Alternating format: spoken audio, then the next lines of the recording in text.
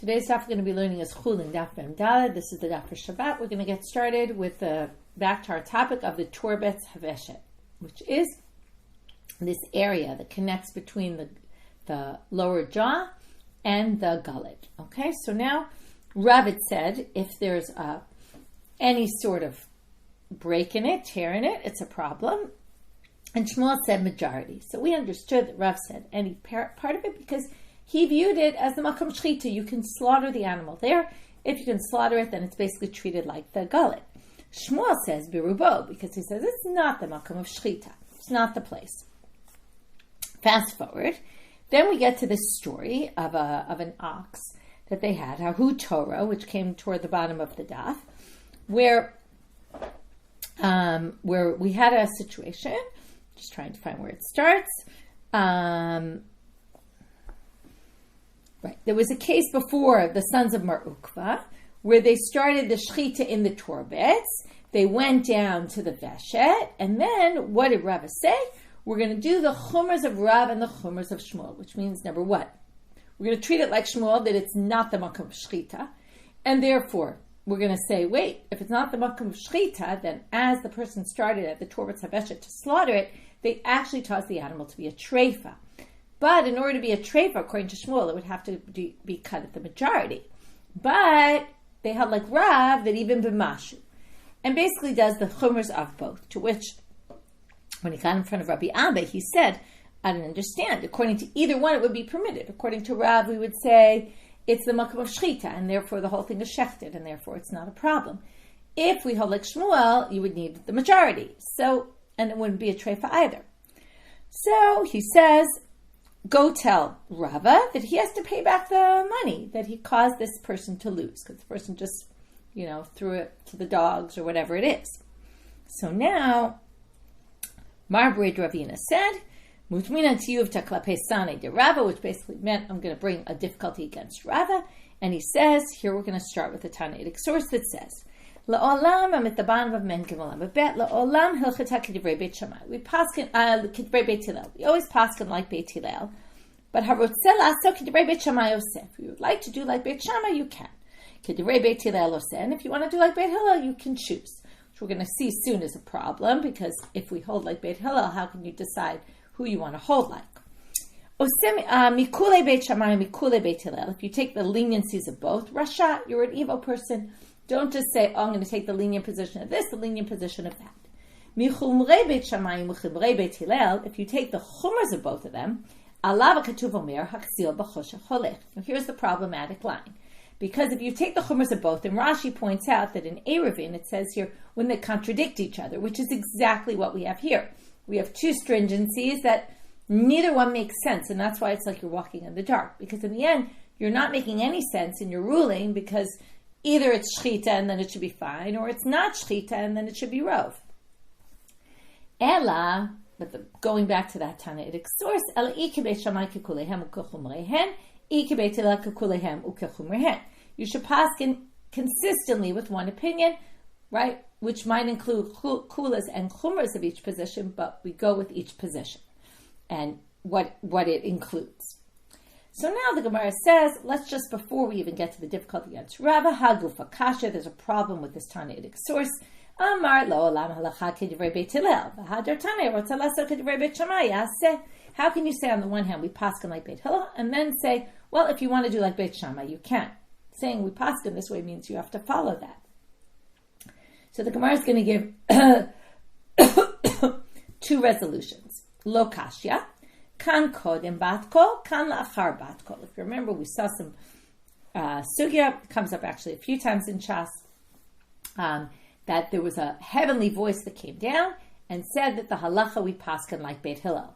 So you could say that one line, and now we're going to basically, according to both these resolutions, we're going to view these two lines as if they were said by different people or at different times.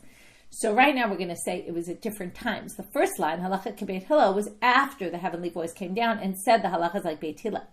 And then the Braita continues to discuss before that, though. Okay, what happened before that? Before that, it was, we held like Beit, before that, if anyone wanted to do like Beit Shammai, they could, because there was no clear answer to what was supposed to be done. Okay, now we have a different resolution. Perhaps it was even after the bat kol.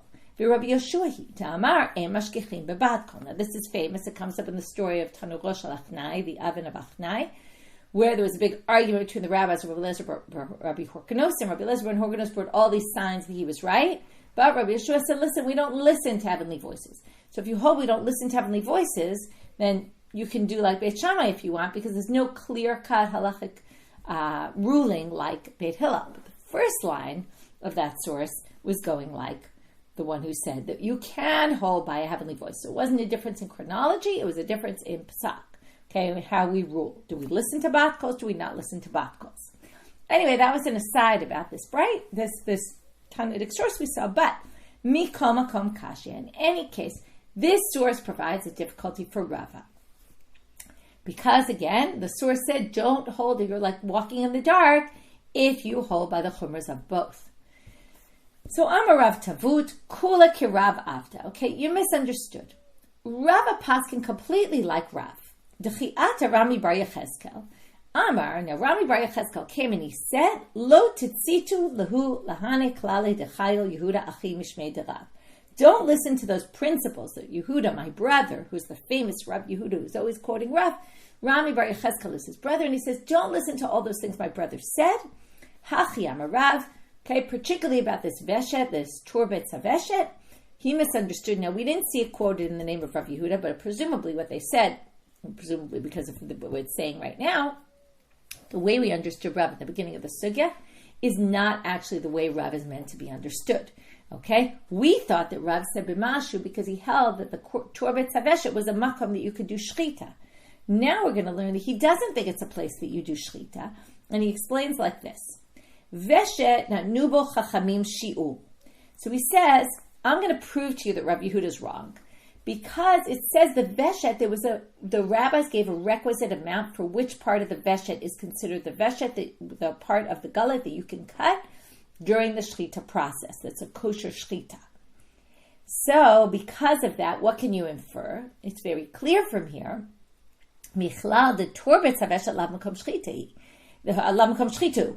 In other words, what he's saying is like this. If the Veshet, there was a requisite amount of which part of the Veshet you could use, obviously you can't slaughter past the Veshet, the part that's not actually the Veshet, in which case, and yet Rav still said B'mashu. So what he basically proves is that there's no way Rav thought that the Turbetz HaVeshet could have been slaughtered. It's just that he said the Turbetz HaVeshet happens to have a shear of Mashu, any kind of tear, ruins the animal, it's a treifa, but not because it's a place where you do shchita and we consider it part of the gullet. No, it's not part of the gullet at all. And how do I know that? Because Rav himself said that there's a requisite amount of the gullet that can be considered the area for slaughtering. Okay, so that resolves this Rava psak, that it wasn't so crazy. He was really just posketing like Rav. It wasn't that he was giving the chumras of both Rav and Shmuel, which then raised all these problems. Now that we mentioned that there's a shear of what part of the gullet can be slaughtered, now we're going to say, well, what is that shiur? Lemala ad kama, on the upper part, until where? Rav Nachman ad kedei tfisat yad. You have to leave a part that can be held by a person. In other words, like 2 or 3 fingers worth, that someone could grab the gullet. Only under that can you start slaughtering. Lemata ad kama. What about the lower part? Rav Nachman, Rav Bavua ad kedei sheyas'il, until it gets hairy inside. Now, where does that happen? Really, inside the stomach, the first stomach. The animals have 4 stomachs. The first stomach is called the kares. Okay, we're going to call it now. The first part is called the kares hapnimi, the inner kares. That's where it starts to get hairy, and until that point, basically, it sounds like it's saying until the end of the gullet. This is going to create a problem. We're going to raise a difficulty and give 2 possible resolutions. V'hama Ravina Amar Geneva Mishmei de Rav. Didn't Ravina say in the name of Geneva and the name of Rav? Tefach beveshet samuch lakares zeu kares hapnimi. Where does the kares hapnimi start according to the statement? The tefach of the veshet, meaning a tefach, 1 handbreadth of the veshet, of the gullet, that's right next to the stomach. Okay? this first part of the stomach. Okay, by the way, it happens to be it's called the rumen. Okay, we'll call it the rumen, which is the first and the largest part of the stomach. So this is already has the ruling of the kares hapnimi, okay, when you're at the bottom of the gullet before it goes into the stomach. So now we see if that's the case, if achi asil, which we're assuming is inside the kares, and that's where the kares start, right? That's where, until that point, you could still do shchita. If we call the last tefach of the gullet the stomach already, then you can't obviously do shchita there. To which we answer, amai. Here's the question. Amai. Ki kashachi, b'kares kashachi. If you're going to slaughter the bottom part of the gullet, if we already said you could slaughter all the way to the bottom, you'd be ending up slaughtering a part that's called the stomach. That doesn't make any sense. So now we're going to explain two possible answers. Ema tefach b'kares samuch leveshet, zehu kares hapnimi. Okay, so now they changed the wording. It sounds like the same, because if you're not paying close attention. We said the tefach in the veshet, the last tefach of the gullet, is considered the kares hapnimi, right? It's considered like the stomach because it leads to the stomach, which doesn't really make so much sense. This reading is actually much better. They say the tefach in the kares, the first tefach of the stomach, which is samuch laveshet. They just switch those two words. It's not the tefach in the veshet that's next to the kares. It's the tefach in the kares that's next to the veshet. So it means the first tefach of the stomach, the first stomach there, is considered the kares hapnimi. And then any part after that, the stomach is already called the chitzoni. First of all, why is it called the pnimi if the other one's more inner? Pnimi is because it's covered by the ribs. So because of that, it's considered inner because it's hidden. But the second thing to understand is that there are different treifas, there's different measurements for if it's in the kares hapnimi, it's a tear that's anything. And if it's in the kares hachitzoni, it's already birov. So that's a relevant measurement, and that's why they're telling you, where does the pnimi start and finish, and where does the inner one, the outer one, the one that's actually more inside, but called the outer one, where is the outer one? Where do we start getting the ruling where, again, if there's a tear, we have to know where the border is. And that's what this is telling us, but it has nothing to do with the gullet itself.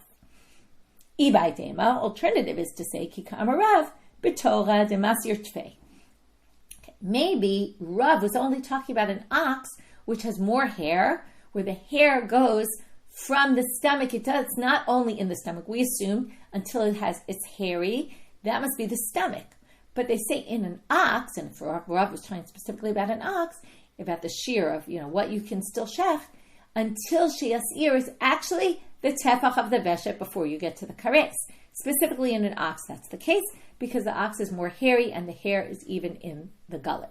Okay, so two possible resolutions to that problem. That was all because we got off on a tangent about what is the shear of the veshet that can be used for slaughtering. Where does it start? Where does it end? And that was because we saw that there was a start and end, and that was all the proof that Rami Bar Yechezkel used to say you misunderstood Rav. Because if there's a start and end point, then obviously we're not going to have the Torah Tzaveshet be valid for Shechita, because even the whole Veshet itself isn't valid for Shechita. Amar Rav Nachman Amar Shmuel. Now we're going to have a halacha that Rav Nachman says in the name of Shmuel. Torah Tzaveshet shenital kulo milechi kashil. Torah Tzaveshet, that is completely removed from the lechi, it's completely removed from the jawbone, is fine. No problem. It's not, the animal's not a treifa, even if this was detached. Vitana tuna, and there's a Mishnah that supports this, a Mishnah Daf Nun Dalid, nital lechi atachton kashil. If the whole lower jaw is disconnected, it's still fine. So it's the same as if the Torah Tzaveshet was completely removed from the lechi, or the lechi itself was disconnected, right? Basically the same idea. Matkef la Rav Papa, but Rav Papa says, how could this work?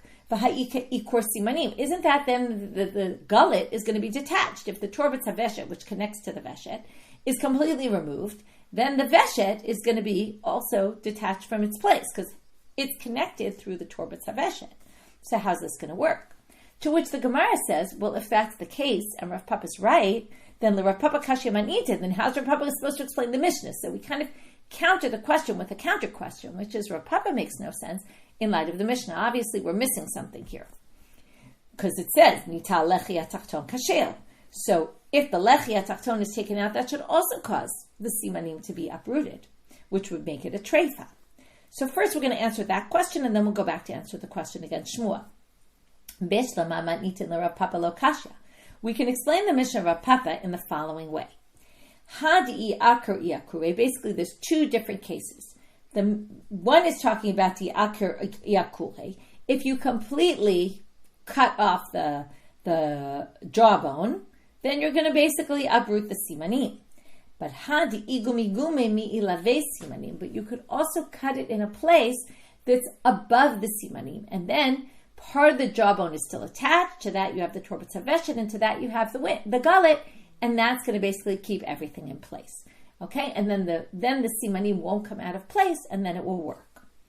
Ela l'Shmuel kashya. But now we still have a problem with Shmuel. How is Shmuel going to explain that torbat haveshet shenital kulo, if you completely detached it from the lechi, it's going to be kasher, because that really should seem to cause ikor simanim. So again, we're going to say, no, don't worry. Lo tema. Now, how are we going to fix this? Lo tema kulo ela rubo. Don't say the whole thing. Say the majority of it. Okay? If you have the majority of the torbat haveshet being cut off, then you still have a minority of it, and it's connected through the smaller part, right, that's still connected, and that's why the simanim don't come out of place. Sounds like a good answer, but Hama Rabbi Bar Bar Chana Amar Shmuel, didn't Rabbi Bar Bar Chana say in the name of Shmuel, simanim shenidaldalu berubam treifa? If you have simanim that are mostly detached, which is what we have here, because they're mostly detached from the torbat haveshet and the majority of it, then it's also a treifa. So that doesn't make any sense. So again, we're going to distinguish between two different ways. Before it was two different ways, places where it was cut off.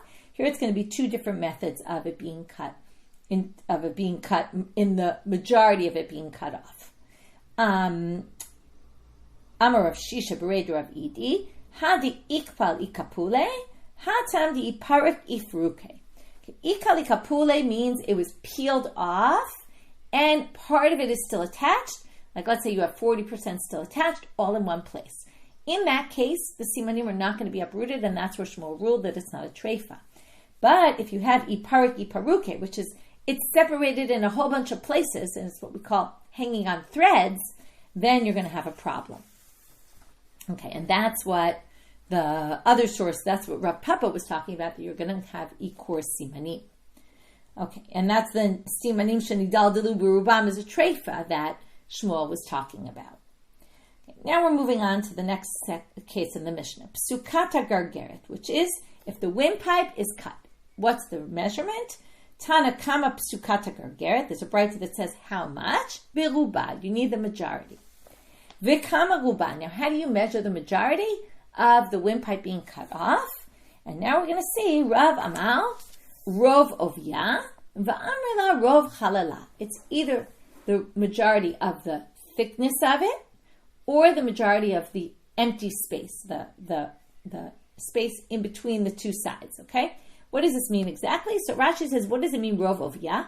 Rashi says it means the majority, okay, and Rashi actually disagrees and rejects this reason, but we're going to go with it for our purposes of today. He says it's the thickness of the walls of the windpipe, okay? The windpipe has a very thick wall, okay? It also, people say it's like a bit of an uneven wall, and we're talking about if the majority of the thickness of it is cut through, that's going to be a problem. But if you say Rov Halala, then you're talking about the inner space in the inside of the windpipe. Okay, now that is a larger space than the thickness of the dofen, of the wall of it. So now we're going to see why is that relevant, because let's see what's going on next. Tahi psukata gargeret. There was a case where it was cut. De'atei l'kamei de Rav. It came before Rav, and yatev v'kabadik le'berov of ya. And he checked the majority of the thickness of it. Now that's going to be a much smaller amount.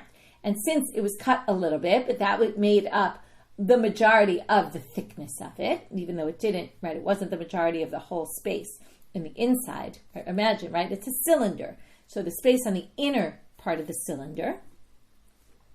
So he basically checked the thickness of there and said, oh, we have majority of this. we're going to passel it. It's no good. So Rav called this meat a treifa. Amrule Rav Kahana v'Rav Asi l'Rav. But Rav Kahana and Rav Asi come over to Rav and they say to him, but wait, limaditani Rabbeinu berov chalala.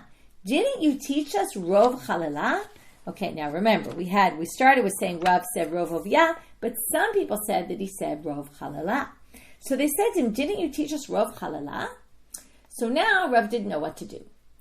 Shadra l'kamedi Rabba bar bar Chana. So he sends it before Rabba bar bar Chana, and what does Rabba bar bar Chana do? Badka berov chalala ve'achshara. He checked it based on the space inside of it, and he said, this is fine, because it doesn't cover the majority of that, it's too small. And he said the meat is fine. And then he himself bought the meat for 13 simple coins. Okay, coins called an istira, or plain istiras. Okay, the point is, he himself bought the meat after he said it was okay. In other words, first Rav disqualified it, then the rabbi said, are you sure? We thought you said something else. Rav wasn't sure what to do. He gives it to a different rabbi, Rabbi bar Chana, who rules leniently and then buys the meat. Well, this is going to raise a whole bunch of problems. Gemara asks, how did he do that? Tanya, now we're going to learn, okay, we started our daf with, okay, we have a psak like Beit Hillel, but yet you could do like Beit Shammai. Or how do you rule? Do you take the kulas and the chumras, and how do you do that? So now we're talking about other things about piskei halacha. Chacham shetimei en chavero rasha leteher. If a rabbi says something's impure, another rabbi can't come along and say it's pure. Asal en chavero rasha lahatir. If one rabbi forbids, the next one can't come along and say, oh no, that's permitted. So how did Rabbi bar Chana permit this meat that Rav already forbade? So they say, no, this is not the same as that, because Shanehacha de Rav lo asar mesal. Rav didn't really forbid, because he then went, he tried to forbid, the rabbis reminded him of something he said, and then he said, fine, let me go send it to somebody else. So he didn't really completely rule on this. Okay, second question. But since there was already a question asked, how did Rabbi bar Chana eat the meat? Because, okay, now you might say, because he said it was permitted. But Haktiv says in a pasuk, and we already saw this recently when we talked about the misukenet, and whether it was forbidden or not, we brought this pasuk from Yechezkel to prove that it wasn't forbidden. Va'omar, aha, Hashem Elokim, hine nafshi lo metuma'ah, I've never become impure. Nevela utrefa lo achalti minurai v'adata. I didn't eat nevelas or trefas from my youth until today. V'lo ba b'fi basar pigul, and I never ate pigul meat. Which again, we explained none of these in the simple reading. The first one was hine nafshi lo metuma'ah, shelo herharti bayom lavoli de tuma balayla. I never had thoughts during the day about women or something that caused me to have a seminal emission at night, which would make me impure. This is the mesuken. I never ate meat that they said slaughter right now before the animal dies, because I held myself to a higher standard. I never ate pigul meat, which is weird. That's not a higher standard. That's forbidden by the Torah law, so it must mean something else. There were two interpretations, and one of them is relevant for our purposes. I never ate from an animal that there was a question about, and someone had to rule on it that it's okay. So what do you see here? That's a higher standard that Yechezkel kept. And here the Gemara is assuming Rabbi bar Chana should have kept to that higher standard. He shouldn't have eaten the meat that he himself ruled on, not because it was himself, but because you shouldn't rule on a piece of meat that there was a question about, a deliberation, and a rabbi permitted. He should have avoided it. The second interpretation of that line was Mishum Rabbi Natan Amru, Shelo achalti mi behema shelo hormu matnotea. I never ate from an animal they didn't take the gifts to give to the Kohen. Right? Even though he was a Kohen, still he never ate from them. Okay. Anyway, back to our point. So how do we resolve this? How did he eat from the meat that was ruled upon, that you shouldn't really do that? Hanimile, when they talked in Yechezkel, they were talking about Milta D'Italia Besvara. They were talking about something that was based on logic. If you have an opinion and think to permit something based on logic, you shouldn't really rely on it. However, Rabbi bar Chana, Agmare Samach, he relied on a tradition he had. If you have a tradition, then it's not an issue of, oh, there's a psak and maybe you shouldn't rely on it because there was a question about it. No, if you come with a tradition that's very strong, and we can go by that, and that's why Rabbi bar Chana permitted the meat and even ate it. Okay. Third question. Okay, we seem to have a lot of difficulties with Rav Bar Chana. Remember, first we asked, how can you change a psak someone else said? We said, well, Rav really never paskined here, because already right away there was a question about his psak. Second, how did you eat something that there was a psak about that permitted it? Because it was a tradition. Third, how did he buy the meat that he permitted? Shouldn't we be suspect here that perhaps he was only permitting it so that he himself could eat it? And then, right, this is what you call nogeh b'davar. He had a personal interest here. And we're going to see there's a source that talks about this issue. Titania dana tadin zika v'chayev. Okay, judge rules. He permits right to one and obligates the other. Timei v'tiher. He makes this impure, that pure. Asar v'hitir, permitted this, forbade that, permitted this. V'chein ha'edim she'idu, and also witnesses. Kulam rasha'im likach. Everyone can purchase. Okay, meaning whatever the ruling is, anyone is allowed to buy it. Let's say a rabbi permitted a piece of meat. They can buy it themselves. Okay, if they gave money to one side over the other, and then or gave an item, right? They said, oh, this item you guys are fighting about, I think that person gets it, and then they buy it for cheap from that person, right? It's almost like it doesn't seem right. So the Braita says you're allowed to buy it. However, keep away from anything that looks suspicious, looks like it's not really the right thing. So again, this is like the previous source of Yechezkel, where there was this expectation that Rabbi Bar Chana would keep to this higher standard. He's a rabbi in a prominent position. You should keep to that higher standard. So they say, no. Then we're now going to distinguish between what that Braita was talking about and our case. Those are said about things that are sold based on assessment, not based on an actual real value, but there's many things that get sold based on an assessment. If it's based on assessment, then we're worried that they maybe are trying to get a cheaper price for it. But in this case, the price of the meat proves it. In other words, Rabbi Bar Chana could go to the store and buy any piece of meat. The fact they're buying this meat for exactly its value, because it's sold based on weight, shows that they're not gaining anything from this. I mean, there's always more meat in the shuk. Okay? So, we're going to have another case like this. But if it's something that's assessed, well, assessment is always subjective and could vary. And therefore, if he ruled on something that is sold by assessment, there's a concern that there's some interest here, some personal interest in it, and maybe that's why they ruled favorably to one side or the other, or that's why they ruled it was permitted, just so they could eat it themselves and get it for a cheaper price. Kiha de Rava, now we're going to prove this distinction by a case of Rava. Shara treifata v'zavamine bisra. He permitted a treifa, right? There was a doubt about it being a treifa, and he himself bought it.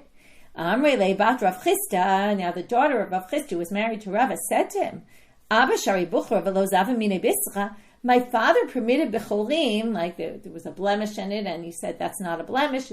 That is a blemish, and it's fine. Now you can eat it, but he would never buy the meat. Amrala, he was a Kohen also, by the way. He would never purchase that meat. Amrala, so what do you see, right? Here, okay, so she's questioning him, but he answers, no. Amrale hanimile buchra, da shuma mizdabin. Now, a bechor is always sold by assessment. Why is that? Because a bechor has sanctity to it, you're not allowed to weigh it and measure it for exactly its price. You can only sell it by estimate, which often means that you get a cheaper price for it. And because of that, Rava would never buy a bechor that he permitted, because it looks like he was doing it to get himself to be able to buy meat for a cheaper price. But, Rav Chisda. But Rav is explaining, here's the difference. Your father did it for that reason. He would never buy that because that was sold by assessment. But in my case, I was a treifa. It was just meat, and I ruled it wasn't a treifa, and I bought it for the exact price. What it's going to look like. I wanted this good piece of meat, and that's why I permitted it. I could go to the butcher any day and get a really nice cut of meat. It's not like this is special, more special than anything else, and therefore it doesn't look like I'm doing this for my own personal interest. And that proves the distinction that the Gemara suggested before. Okay, moving on now to other statements that are similar here about how one should act. Okay, we're talking about basically Talmidei Chachamim, we should hold themselves to a high standard. Amar Rav Chisda, Ezu Talmid Chacham. What is a true sign of a Talmid Chacham? Zeharo et trefa la'atzmo. That's someone who rules that something is a trefa of his own meat. Okay, where he takes a loss. Amar Rav Chisda, Ezu soneh matanot yichyeh. Okay, another statement of Rav Chisda about how important this is. What is a fulfillment of the pasuk? Someone who hates gifts will live. Zehor et trefa la'atzmo. That's someone who has a trefa in their property and a questionable shchita and says this is a trefa, because what do they show? Not only do they not want things from other people, they're even giving up on their own money. Obviously, they don't care about trying to get other people's money, right? Trying to get gifts from others. Darash Marzutro Mishmei Rav Chisda. Okay, another statement about Rav Chisda that shows the significance of this. Kol misha koreh v'shoneh. Anyone who learns Torah and learns Mishnah, ro'et trefa la'atzmo. There's three things here. And sees trefas and basically rules on trefas of his own, that they're trefa. V'shimesh tamidei chachamim. Again, this is something that there was a suffix about. We're not sure. And then they say, fine, it's a trefa. And shimesh tamidei chachamim, and serves tamidei chachamim. Alav ha'katuv omer, the pasuk says about him, yegia kapecha ki tochal, if you eat from the labors of your own work, as opposed to trying to eat from others, right? Ashrecha v'tov lach. It will be good for you, and it will be right. You will be happy, and it will be good for you. Notice there's two languages here, basically seem to be meaning the same thing. Rav Zvid Omer, Rav Zvid said, Zochev and Ochel Shnei Olamot. You get two worlds, you get merits in both worlds, ha'olam hazeh va'olam haba. Both in this world and the next. Again, these are the three things you do. You learned Torah and Mishnah, you took a treifa and ruled on a treifa of your own, and you served Talmidei Chachamim, so you will get rewarded in this world and the next. Ashrecha ba'olam hazeh v'tov lach lo'olam haba, and they darshan it from the double language. It will be good, you'll be happy, and it will be good for you. That each means, right, one in olam hazeh, one in olam haba. Rabbi Elazar, ki have a mishadre, apropos the issue of soneh matanot yichyeh. We're now going to see two rabbis who behaved a little bit differently about this. Rabbi Elazar, ki have a mishadre le mibei nesiya midi lo shakil. When they would send him gifts from the house of the nasi, he wouldn't take them, because soneh matanot yichyeh, right? Anyone who hates gifts will live. You shouldn't try to take gifts. And when they would invite him, he wouldn't go. And he would say, thank you, but no thank you. Amar, lo kabai mi, what, you don't want me to live? Like, you don't want me to live? I'm not going to your house. That's just taking gifts from you. Because it says, one who hates gifts will survive, will live. But Rabbi Zera, he acted though a little bit differently. Ki mashadre lo shakil. If they sent him gifts, he wouldn't take them. However, ki avu mezamnin le'azah, but when they would invite him, he would go. Why? Amar ityakurehu demityakru bi. They're getting respect through me. They want me eating at their house because they want to say, oh, look, Rabbi Zera ate at my house. And that makes them look better. So he would go to the Beit HaNasi, or maybe even to anybody when they invited him, because he didn't view that as a gift. So there's a distinction between getting a gift and being invited to somebody's house. At least he thought there was. Rabbi Elazar did not. And with that, we finished our daf. So we started our daf with this psak of Rava. Okay, today was really all about piskei halacha ruling, or for the most part. We had the psak of Rava that seemed to be taking the chumrah of both. And then came Rabbi Yechezkel and said, you misunderstood Rav's position. Sorry, it was Rav now. Right, it was Rava. You misunderstood Rav's position that Rava was basing it on. Rava was basing on Rav's position completely, and not like you thought, the chumras of both. From there we got to which was his proof was that there's a shear of the veshet, which means that the Torah veshet for sure is not the makom shchita. And from there we got into the shear of the veshet. We had a bit of a problem with the hairy part. We resolved it in two ways.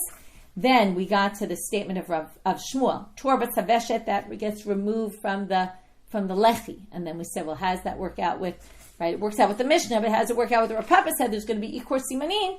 And we had ways of, then we had to resolve Rav Papa with the Mishnah, and then we had to resolve Shmuel's statement with Rav Papa and the problem. And we just differentiated between cases and how it got detached. Then we moved to how we measure. The psukat gargoret is beruba. That's a treifa. How do we measure it? Either rov of yah, the thickness of the walls of the windpipe, or the middle part of the windpipe, right, which is bigger, which is going to be more lenient if we go with that position. Rav had a case where he was stringent with the position he said of Rov of Yah. They said, but didn't you tell us Rov Halala?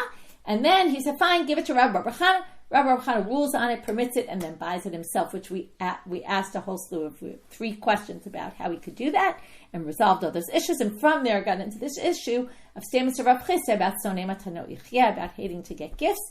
And with that, we finished for today. And also, which related to also taking people who rule on treifas of their own and say, oh, this animal, there's a bit of a doubt about, I'm going to say it's a treifa, and give up with their own money. That's, the biggest show that they're going to not take gifts from other people. And basically, we saw 3 statements of Rav Chisda that put a person who did this really on a pedestal, as if that was was an excellent, something to be, what would you say? There's someone who does that deserves a lot of respect, basically. And with that, we finish for today. Wishing everyone a Shabbat Shalom and Shavua Tov.